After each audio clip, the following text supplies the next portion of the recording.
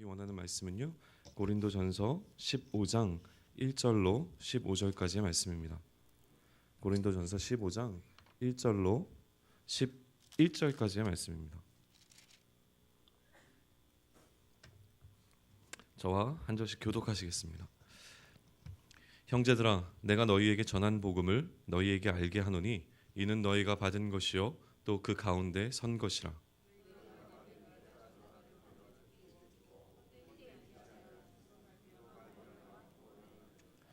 내가 받은 것을 먼저 너희에게 전하였노니 이는 성경대로 그리스도께서 우리 죄를 위하여 죽으시고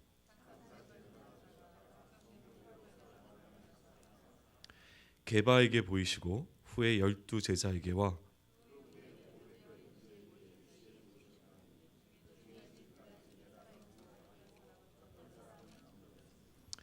그 후에 야고보에게 보이셨으며 그 후에 모든 사도에게와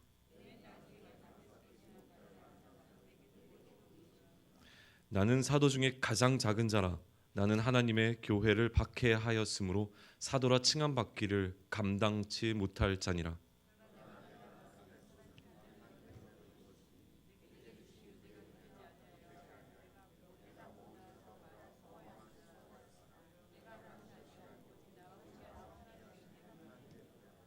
그러므로 나나 그들이나 이같이 전파하매 너희도 이같이 믿었느니라.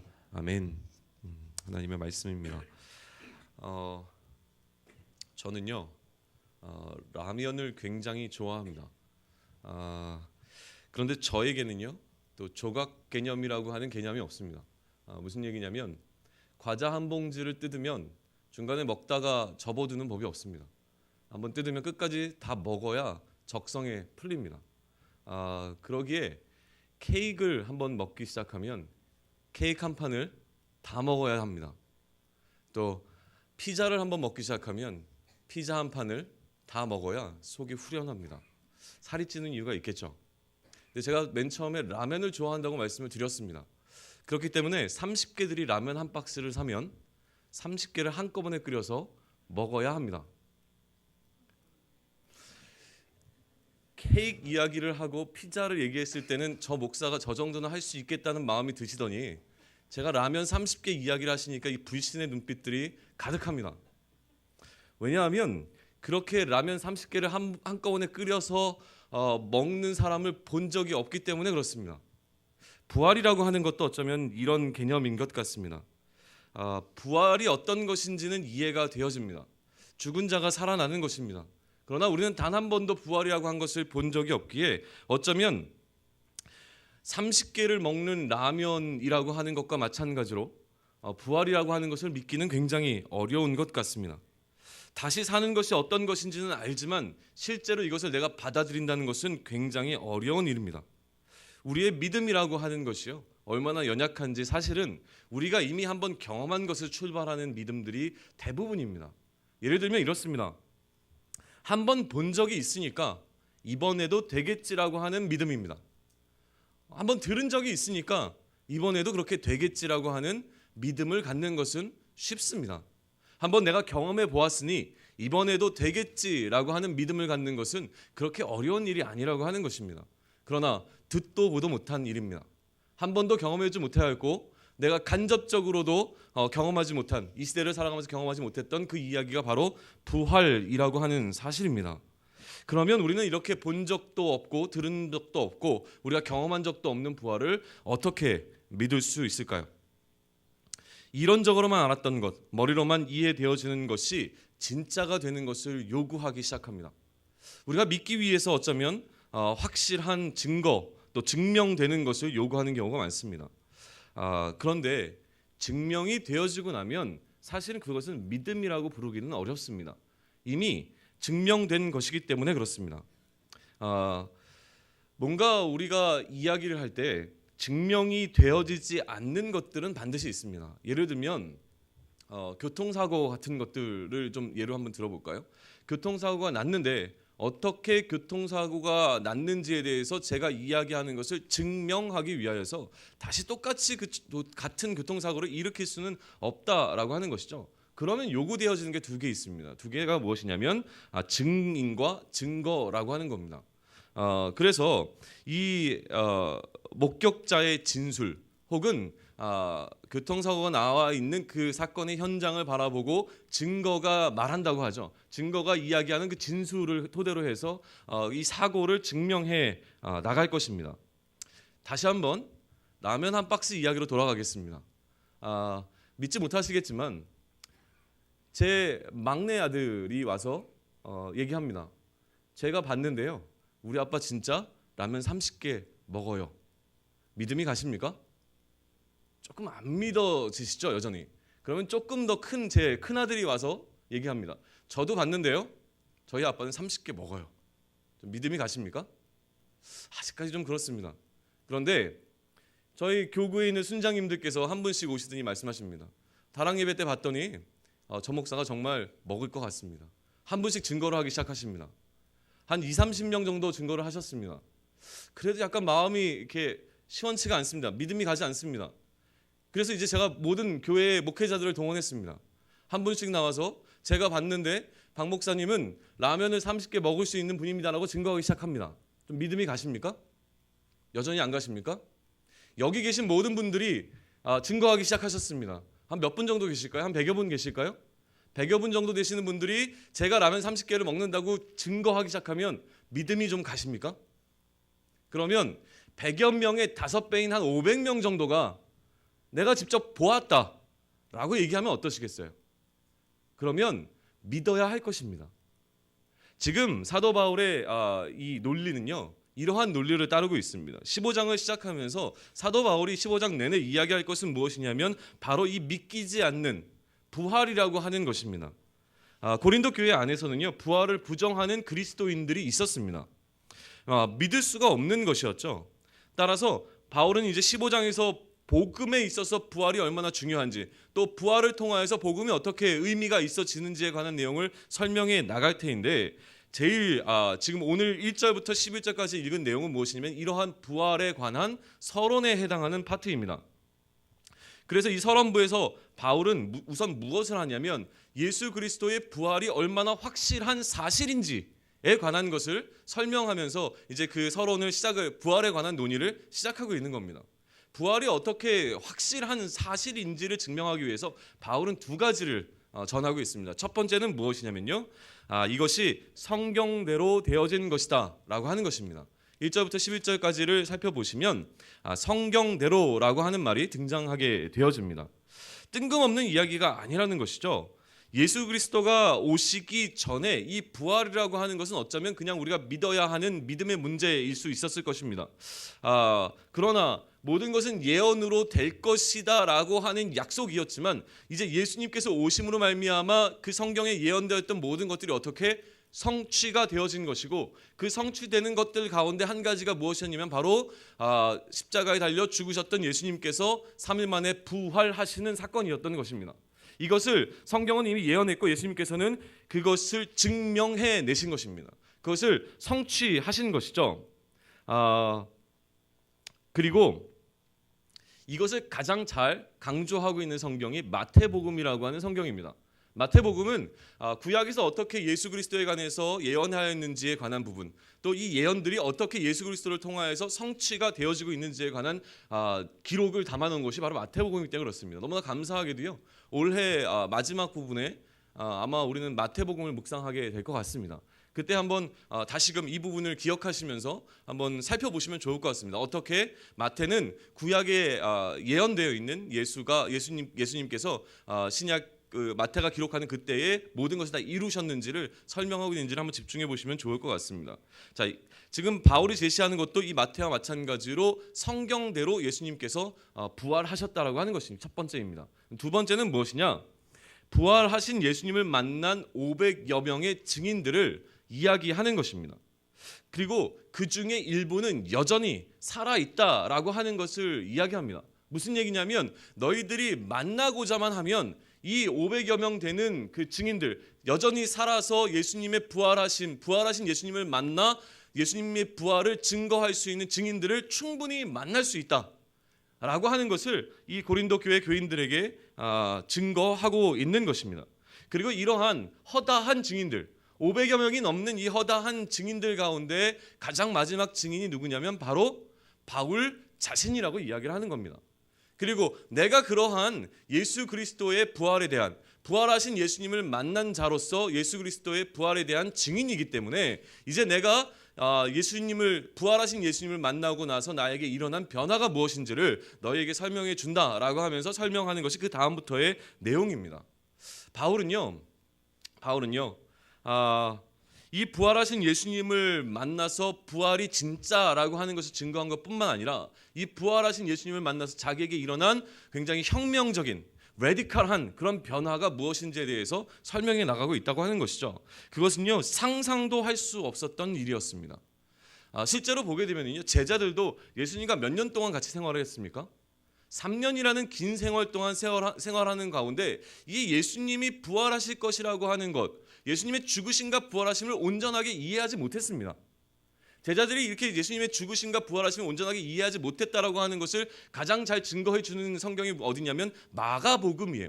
마가복음은 예수님이 고난받는다는 것 자체, 메시아 왕이신 예수님이 고난받는다는 것 자체를 이해하지 못했던 그리스도인들을 향해서 쓰여진 성경이기 때문에 그래요. 이처럼 제자들은 예수님과 3년 내내 생활하는 동안 예수님의 죽으심과 부활이 갖고 있는 의미를 제대로 이해하지 못했어요. 그런데 언제 이해하기 시작했냐면 부활하신 예수님을 만나고 난 다음에 완전히 뒤바뀌어지게 됩니다. 그들이 예수님이 십자가에 달려 돌아가실 그 상황에는 어떻게 했습니까? 전부 다 도망갔습니다. 왜 도망갔습니까? 그들도 죽을까 봐 도망갔습니다. 그런데 다시 살아나신 예수님을 만나고 난 이후에 사도들은 어떻게 변했습니까? 더 이상 죽음이 두렵지 않습니다. 더 이상 그들이 예수 그리스도의 이름으로 받는 핍박이 두렵지 않게 되었다고 하는 것입니다. 어떻게 그들 가운데 그런 변화가 있을 수 있었을까요? 부활하신 예수님을 만났기 때문에 그렇습니다. 예수님이 부활하시고 난 다음에 40여일 동안 이 세상에 살아가시면서 하신 일이 바로 그것입니다. 그의 제자들을 만나신 것입니다. 만나서 그들 가운데 심어준 확신이 바로 부활하신 예수님 자체를 보여주시는 것이었고 그들에게 명령을 내리시는 것이었습니다. 그들은 이제 명령에 순종할 수 있는 준비가 되었고 그들의 목숨을 다해 예수가 그리스도라는 사실을 증거하며 그 한평생을 살아낼 수 있게 되었다고 하는 것입니다. 부활을 실제로 경험하면 우리에게 어떠한 변화가 일어날지 이제 우리는 상상해 볼 수 있게 되어집니다. 바울에게 마찬가지로 부활하신 예수님을 만났다는 사건은 굉장히 임팩트가 있는 사건이었습니다. 어마어마한 사건이었던 것이죠. 이전에 바울은 어떤 사람이었습니까? 교회를 박해하던 사람이었습니다. 예수 그리스도에 대해서 모르고 있던 자가 아닙니다. 그러나 같은 이야기를 들었지만 그 예수 그리스도에 대한 이야기를 전혀 믿을 수가 없었던 자였고 그 이야기를 부정했던 자였습니다. 오히려 그것을 믿는 자들을 핍박했던 자였는데 그가 변했다라고 하는 것입니다. 부활하신 주님과의 만남은 어떠한 논리보다 강했고 어떠한 설득보다 강했던 것입니다.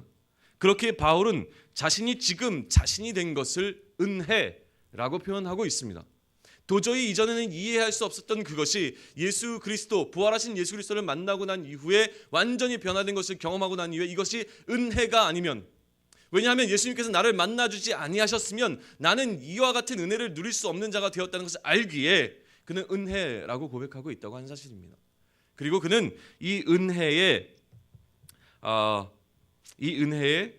그가 받은 은혜가 헛된 것이 되지 않게 하기 위하여 더 많은 수고를 했다라고 고백하고 있습니다. 만삭이 되지 못하여 난 것과 같은 자, 사도 중에 가장 작은 자라고 하는 그의 처지에서 출발하여 그는 그가 받은 은혜가 값없는 것이 되지 않기 위하여 그의 최선을 다한 것입니다. 그런데 최선을 다하고 난 뒤에 또한 돌아보니 그가 최선을 다할 수 있었던 것조차 하나님의 은혜가 아니면 할 수 없었다라고 하는 것을 그는 고백해 내고 있는 것을 우리는 발견하게 되어집니다. 그는 이렇게 고백합니다. 내가 나된 것은 하나님의 은혜로 된 것이니 내게 주신 그 은혜가 헛되지 아니하여 내가 모든 사도보다 더 많이 수고하였으나 내가 한 것이 아니요 오직 나와 함께 하신 하나님의 은혜로다 라고 고백하고 있는 것입니다. 결국 이처럼 부활하신 예수님을 만난 이들은 바울과 같이 이와 같이 예수 그리스도를 전하였고 이런 전함을 통하여서 이와 같은 믿음이 생겨나기 시작한 것입니다. 따라서 믿음에 있어서 진짜 믿음에 있어서 참된 믿음에 있어서는요. 예수 그리스도의 부활을 믿는 믿음을 제외하고서는 예수 그리스도의 부활을 제외하고서는 우리는 믿음에 관하여 이야기할 수 없다라고 하는 것이죠. 부활에 관한 올바른 이해는 우리를 반드시 변하게 할 것입니다. 두 가지였습니다. 하나는 부활의 확실성이었습니다. 그리고 또 한 가지는 부활하신 주님과의 만남이 변화를 가져온다라고 하는 이 두 가지 메시지가 담겨 있는 것이 서론입니다. 바울에게 일어난 변화, 제자들에게 일어난 변화, 순교를 두려워하지 않는 그 변화가 생겨난 것입니다. 그렇게 우리의 문제점이자 우리의 필요는 바로 이 부활하신 주님을 만나야 한다라고 하는 것입니다. 이보다 더 확실한 것이 있겠는가라고 하는 것이죠. 그런데 우리는 이 부활이 잘 믿겨지지가 않습니다. 부활을 경험하지도 못하였고 듣도 보도 못한 이 부활을 믿는다는 것은 너무나 어려운 것입니다. 그렇게 하나님께 무엇인가 확실한 것을 보여달라고 우리는 요구할지 모릅니다. 하나님 입장에서 이러한 인간들의 요구는 굉장히 갑갑한 것일 수밖에 없습니다. 왜냐하면 하나님께서는 이미 성경대로 입증해 내셨기 때문에 그렇습니다. 어떻게 해요? 예수님을 이 땅에 보내셔서 십자가에 달려 죽게 하시고 다시 그를 살리셨기 때문에 그렇습니다. 이미 하나님은 다 보여주셨죠. 그 부활의 첫 열매, 너희도 죽지만 다시 살아날 것이다 라고 하는 것을 믿게 하기 위하여 실제로 예수님을 죽이시고 살리신 그 역사를 행하셨다라고 하는 것입니다. 또한 그것을 그냥 조용히 행하신 것이 아니라 몇 명에게 500여 명이 넘는 사람들이 볼 수 있도록 만드셨고 그들을 통하여 이것이 사실이라고 하는 사실을 증거할 수 있게 만드셔서 이것이 대대를 이어오면서 우리에게까지 전해 내려온 것입니다. 더 이상 어떤 증거가 필요할까요? 바울이 변하였고 제자들이 변하였습니다. 그들은 죽음을 두려워하지 않는 그러한 변화를 가져오게 되었습니다. 지금 누리는 생명보다 더 중요한 것이 있다라는 것을 깨닫게 되어진 것이고 그렇게 그들은 부활하신 주님으로 인해 더 값어치 있는 것을 알게 된 것이라고 우리는 볼 수 있습니다. 그러면 이제 우리는 우리를 향하여서 다시금 질문을 던져야 합니다. 나는 진짜로 부활을 믿고 있는가? 오늘 하루를 살아가시면서 이 부분을 마음속에 계속 물으면서 사시면 좋겠습니다. 나는 정말 부활을 믿고 있는가? 이 부활이 내 안에서 진짜가 되어지는가? 만약에 내가 부활을 진짜로 믿고 있고 나에게 일어날 이 부활이 확실한 사실이라는 것에 대한 믿음이 있다면 나의 삶은 반드시 변합니다. 나의 삶은 지금과 같을 수가 없습니다. 순교를 두려워하지 않았던 제자들과 같이 십자가 외에는 다른 것을 값없는 것으로 여겼던 그러한 배설물과 같이 여겼던 바울과 같이 부활이라고 하는 가장 값진 것, 우리의 생명의 소망이 예수 그리스도와 함께 하나님께 안전하게 감춰져 있다는 그 비밀을 깨닫게 되어지면 부활에 대한 그 참된 영광스러운 소망을 갖고 있으면 이 땅을 살아가는 우리의 삶이 이럴 수는 없다고 하는 것입니다. 무언가 달라도 완전히 달라야만 합니다. 이 땅에서 내가 누리고 있는 그 작은 것들, 나의 생명을 보존하기 위한, 이 땅에서 나의 생명을 보다 더 연장하고 유지하기 위하여서 아둥바둥 살아가는 삶이 아니라 우리가 다가올 세상에서 부활하여 하나님과 누릴 그 영생이라고 하는 삶이 너무나 확실하면, 내가 부활할 것이 예수 그리스도께서 부활하신 것과 같이 너무나 확실한 사실이라면 우리는 그것 바라보고 이 땅이 아니라 하늘의 소망을 품고 살아가는 삶을 살아내야 하지 않겠습니까? 마치 이 땅에서 우리의 삶은요, 결론을 알고 있는 영화와 같다는 생각을 좀 해봅니다. 영화 중에서요, 저는 굉장히 교만하다고 느끼는 영화가 어떤 거냐면 결론된 마지막 장면을 보여주기 시작하는 영화들이 있어요. 감독이 굉장히 자신감이 있는 거죠. 보통은 결말이 어떻게 날지를 보여주지 않고 그 결말로 이끌어가는 것이 정상적인 흐름입니다. 그런데 결말을 미리 보여줍니다. 그리고 나서 이 결말까지 어떻게 이르는지를 한번 지켜봐라. 여전히 결론은 나 있지만 그 과정 자체도 흥미롭다라고 하는 것을 보여준단 말이죠. 예를 들면 이런 겁니다. 운동 경기 같은 거 있잖아요. 국가대표 무슨 축구 한일전 뭐 이런 거. 결과를 알아요. 결과를 알지만 그 과정은 몰라요. 그런데 이 과정이 너무나 흥미롭기 때문에 우리는 재방송이라도 그것을 보게 되어지는 것이죠. 결말을 알기 때문에 우리가 승리를 했으면 사실 걱정할 것도 없고 두려울 것도 없어요. 끝을 보면 이긴다는 것을 압니다. 해피엔딩으로 끝나고 있는 영화를 볼 때 이것이 해피엔딩으로 끝날 것을 우리는 알아요. 하지만 중간중간에 주인공이 겪게 되는 수많은 위험과 고난 가운데서도 우리는 그 가운데서 끝을 알기에 사실은 흥미롭게 지켜볼 수는 있지만 그것 때문에 두려워하거나 걱정하는 마음이 들지는 않을지 모릅니다. 우리의 삶이 그렇다고 하는 것입니다. 우리의 끝은 결정이 나 있습니다. 우리의 끝은 무엇입니까? 승리입니다. 승리. 이미 승리한 싸움을 싸우고 있는 그것입니다. 그러나 과정이 어떻게 될지는 모릅니다. 하지만 결과는 알고 있죠. 그렇게 우리는 이 상황 가운데 어떠한 것이 닥쳐와도 그 끝을 알고 있기에 이것이 반드시 승리할 것이라는 걸 알기에 승리하신 예수님을 찬양하면서 나아갈 수 있게 되어진다고 하는 것입니다. 오늘 우리의 삶 가운데 분명히 어려움 찾아옵니다. 오늘이 아니어도 내일 찾아옵니다. 오늘과 내일이 아니어도 내년에는 반드시 찾아옵니다. 내년이 아니어도 우리가 살아가는 삶 가운데 고난과 어려움과 또 우리의 믿음을 흔드는 핍박과 유혹들은 반드시 찾아오게 되어 있습니다. 그것이 우리가 살아가는 이 땅에서의 삶의 모양이기 때문에 그렇습니다. 그러나 우리는 결과를 알고 있습니다.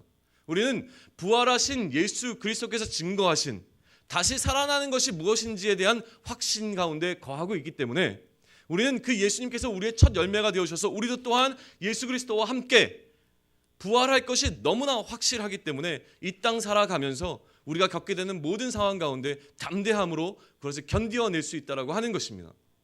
그 믿음으로 또 그 소망으로 오늘 하루를 또 앞으로 펼쳐진 우리의 모든 삶들을 살아갈 수 있는 우리 모든 성도님이 되시기를 축원합니다.